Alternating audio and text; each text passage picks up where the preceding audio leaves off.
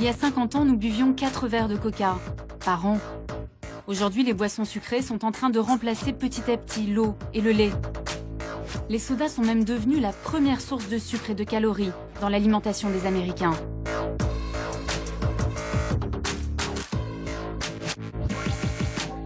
Il y a quelques mois, l'un des plus grands spécialistes de l'obésité a alerté l'opinion mondiale. Selon le docteur Lustig, le sucre qu'on aime tant dans les sodas est tout simplement un poison. Est-ce que vous pouvez me montrer l'équivalent de sucre qu'il y a dans cette canette? Est-ce qu'on peut voir combien ça fait? Cette canette contient 39 grammes de sucre. Une cuillère à café, c'est 4 grammes. Donc en gros, elle contient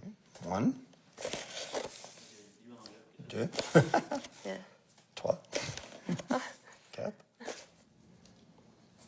5, 6, 7, 8, 9 Oh là là. et 10.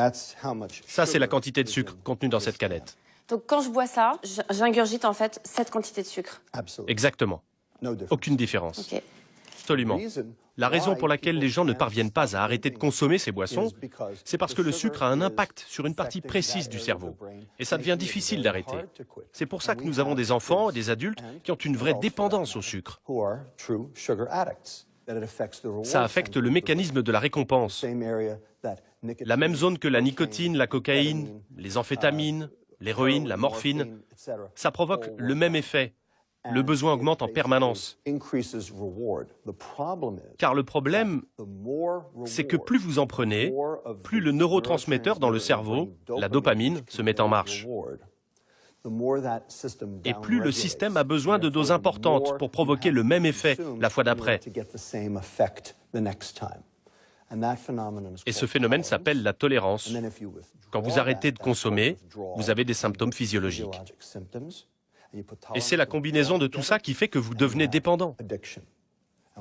Aujourd'hui, on sait que le sucre fait exactement le même effet que toutes les autres drogues, en plus faible, bien sûr. Moi, je vois de plus en plus d'enfants, même très jeunes, boire du Coca-Cola. C'est quoi l'effet sur leur santé? C'est terrible. C'est un désastre qu'on constate tous les jours. Dans les cliniques pour obèses, les gamins ont des taux de lipides identiques à ceux que l'on voit habituellement chez des patients de 65 ans.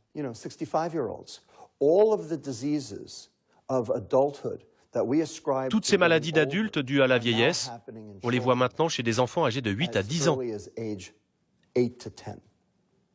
C'est un désastre. Le diabète de type 2, par exemple, est spécifiquement lié à la consommation de sucre, et on travaille là-dessus. Vous avez l'air très en colère contre cette industrie. Je soigne des enfants obèses. Je soigne des enfants qui vont mourir jeunes. Ils vont perdre 20 à 30 ans d'espérance de vie.